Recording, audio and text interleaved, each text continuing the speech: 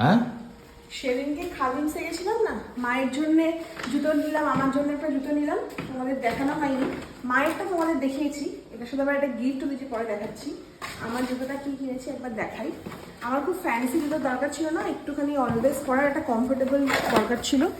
তো দেখো এই জুতোটা এটা কিন্তু অফারে নয়, আমরা গেছিলাম যে অফারে যদি পাই 70% অফ ছিল, কিন্তু এটা অফারে নয়, এটা ভালোই দাম নিয়েছে, কিন্তু জিনিসটা না খুব সফট। আর জুতো দেখাচ্ছি, কেউ কিছু মনে করো না।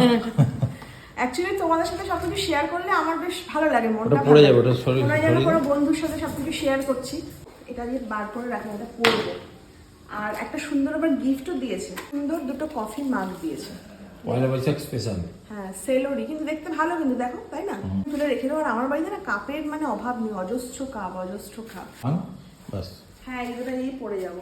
জুতোটা বেশ কিন্তু পরে খুব কমফোর্টেবল, মানে আমি ফ্যান্সি দেখিনি, আমি দেখেছি যে পরে কতটা কমফোর্ট সেটাই আমার। এখন বুঝছিস, আগে তো ফ্যান্সি দেখতি, বাজে কথা বলিস হিল না। দরকার, এই দরকার। ফ্যান্সি জুতো আমার অনেক আছে, কিন্তু ওই সবসময় পরে না অনেকক্ষণ থাকা। গেছিলাম আমার কিনতে, আর কিনে আনলো।